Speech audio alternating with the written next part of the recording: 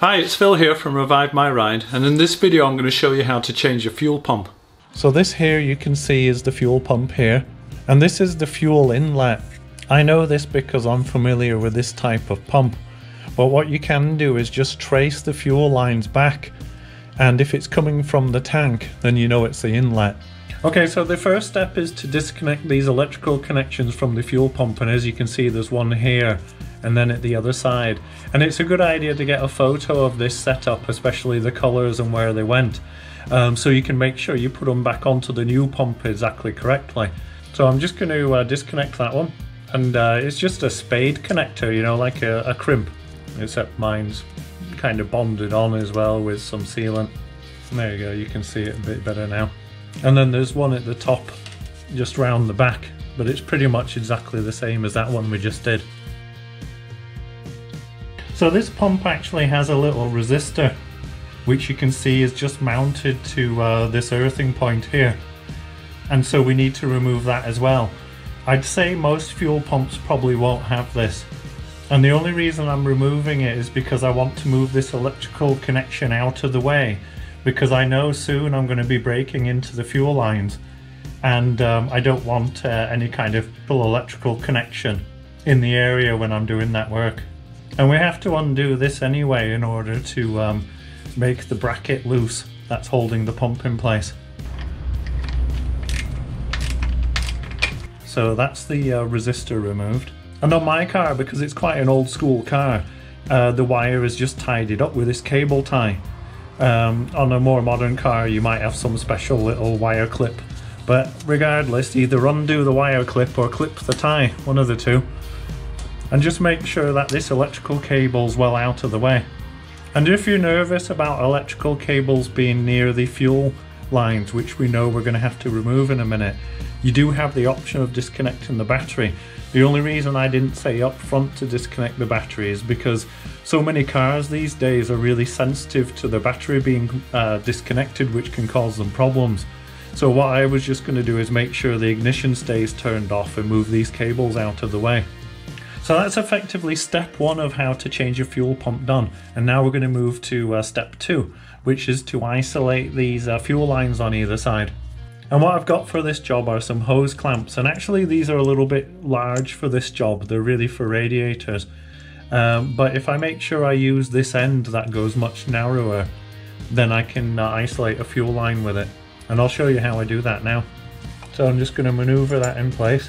It's kind of like a big set of tweezers or chopsticks, except with a clamp at one end.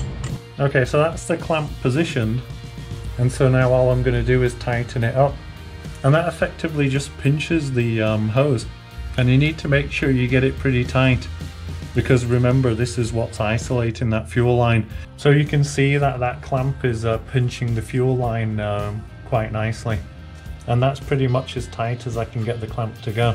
So now on the inlet side we can fit the other clamp, and as I mentioned before, there's actually probably more suitable clamps for this that are a little bit smaller, and I'll link to some in the description of the video so you can see what I'm talking about. But as you can see, I am making it do the job.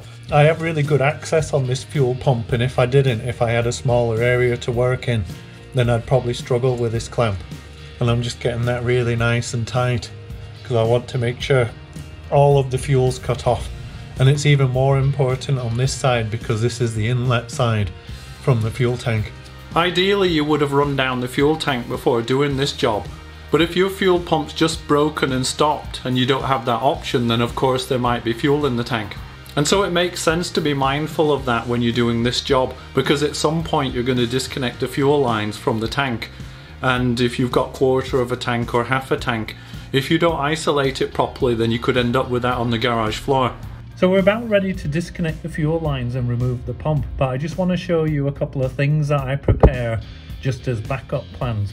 So the first one is an 8mm bolt, and so most fuel lines are 8mm internal diameter. So what you can do is, if say for example the fuel clamps aren't holding properly and they're letting a little bit of fuel through, then I can just push this bolt in quickly and then tighten up the existing Jubilee clamp or a new one. And that's kind of like my backup plan to isolate that fuel line if I need to. So I'll just prepare this bolt and then it's ready to go. So this is just a bit of PTFE tape, which will make it seal better. And so that's it, and that's ready to go should I need it. And you probably noticed that on the inlet side of my pump it was a larger diameter hose.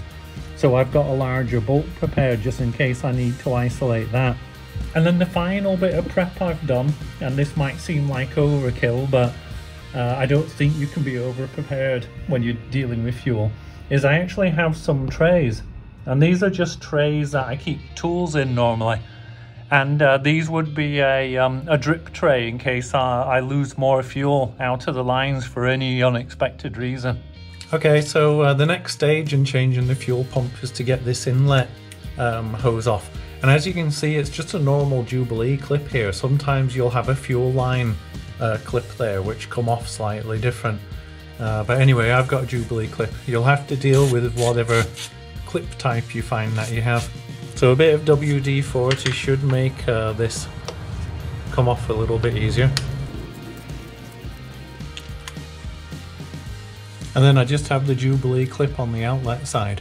And just one tip that I've got for you. If you're ever undoing a Jubilee clip and you're finding it tight like this one is, then usually they kind of get a hex shape to it. And in Europe anyway, that's usually 7mm. You might find that it's a different size in the US, you know, maybe 1/4 inch or something. But what you'll find is that a socket will give you much better purchase, and it'll be easier to undo a tight Jubilee clip that way. So I just finished undoing these bolts at the bottom here and on the top, and that means there's a bit of movement in the pump now, and so that'll make it a lot easier just to get that hose off of the inlet. It's normal for just a small amount of fuel to come out. If you're not used to doing much mechanic work, by all means continue watching this video and it'll show you what's involved in the process. But when you're doing the job, if you get stuck or uncertain at any point, it's always best to just call on a professional, a friend of a friend, somebody who's done it before that can just give you a few pointers and make sure you stay safe. And as you can see here, the inlet clamp's doing its job because no fuel's coming out of that. But I just have this bolt to insert, because remember on this side it's the fuel tank, and even though I ran the fuel tank low, potentially there's quite a lot of fuel there, so it doesn't do any harm to push that bolt in. It's what we used to call when I worked in engineering, double isolation. And it's never a bad thing. And now we're not just relying on the clamp. And so now if we just turn our attention to the outlet side, we should be able to just wiggle that pump off. And obviously there's not as much risk on this outlet side because there's only the fuel that's in the line between here and the engine.